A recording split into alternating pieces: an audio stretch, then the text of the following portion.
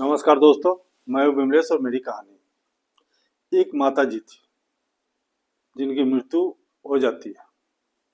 तब यमराज आता है उनका आत्मा अपने साथ ले जाने के लिए।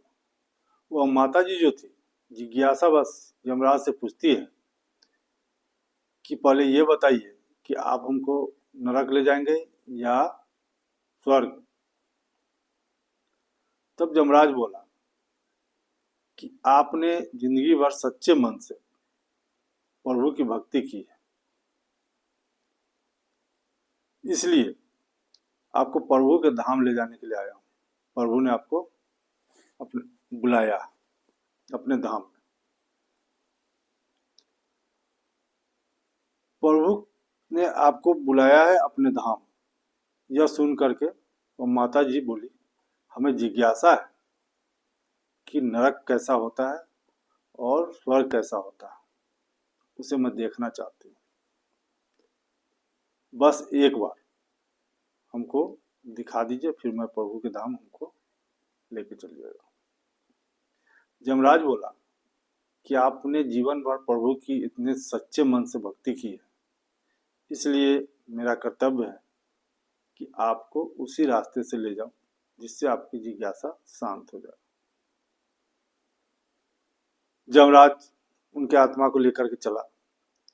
रास्ते में सबसे पहले नरक आया।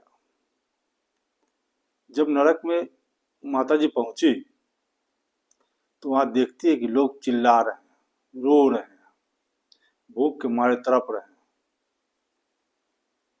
माता जी विचलित होने लगी।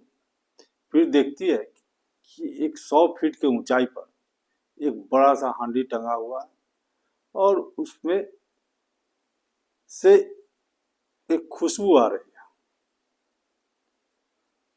तो माता जी जो रो रहा था वहां नरक में आदमी, उससे पूछा कि तुम लोग क्यों रो रहे हो, और ऊपर जो हांडी टंगा हुआ उसमें क्या है।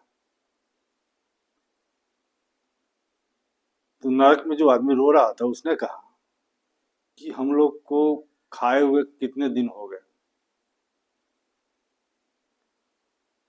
लगता है कि अब मैं मर जाऊंगा, भूख के मारे में हम लोग तड़प रहे हैं, इसीलिए हम लोग रो रहे हैं। फिर पूछी कि उस हांडी में क्या टंगा है। उसने बताया कि इसमें खीर टंगा है, लेकिन इतनी ऊंचाई पर है कि कोई उसे उतार नहीं सकता है, कोई खा नहीं सकता है, इसलिए हम लोग रो रहे हैं। बहुत स्थिति खराब थी उन लोगों का। वहां से आगे चले। फिर आया स्वर्ग। स्वर्ग में देखी कि सभी लोग बहुत खुश हैं, सभी नाच गा रहे हैं, खेल कूद रहे हैं। वहां भी परिस्थिति एक जैसी थी, व्यवस्था एक जैसी थी। वहां भी एक हांडी 100 फीट की ऊंचाई पर टंगी हुई थी, लेकिन वहां के लोग बहुत खुश थे। तो माता जी पूछी कि तुम लोग इतने खुश क्यों हो। जो व्यवस्था नरक में है वही व्यवस्था स्वर्ग में है। वहां भी 100 फीट के ऊंचाई पर हांडी टंगी हुई है, यहाँ भी टंगी हुई है। तो वहां के लोग रो रहे हैं, तुम लोग हंस रहे हो। तो उस आदमी ने, एक बुजुर्ग आदमी बैठा हुआ था, उसके तरफ इशारा किया कि आप उनसे पूछ लीजिए। माता जी उसके पास गई, बोली कि जो व्यवस्था नरक में है वही व्यवस्था स्वर्ग में है। हांडी वहां भी टंगी हुई है 100 फीट की ऊंचाई पर, यहाँ भी टंगी हुई है। फिर वहां लोग रो रहे हैं और यहाँ लोग खुशी मना रहे हैं, हंस रहे हैं। तब उस बूढ़े आदमी ने बताया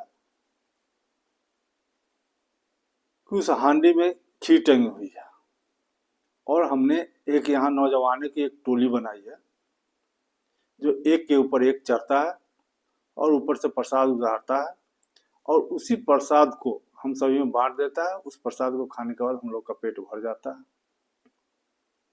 किसी तरह की दिक्कत नहीं है हम लोग को, इसलिए हम लोग हंसी खुशी रहते हैं यहाँ। इसके बाद माता जी सोचने लगी कि नरक में भी वही व्यवस्था है, स्वर्ग में भी वही व्यवस्था है, लेकिन वहां रो रहे हैं, यहाँ लोग हंस रहे हैं। तो यमराज बोला कि माता जी, ये सब कर्मों का खेल है, उसने बुरे कर्म किए हैं इसलिए उन लोगों का बुद्धि काम नहीं कर रहा, और जो खीर टंगी हुई है उसको उन लोग ऐसा कर्म किया है कि उसके लोग की बुद्धि नहीं खुल रही है, इसलिए खीर उतार करके नहीं खा रहा। स्वर्ग में जो लोग हैं वो अच्छे कर्म करके आए हैं, इसलिए उन लोगों का बुद्धि भी साथ दे रहा है। तो उन्होंने एक टोली बनाई लड़कों की, नौजवान लड़कों की, और ऊपर से उतारता है, सभी लोग खाते हैं, मस्ती से रहते हैं।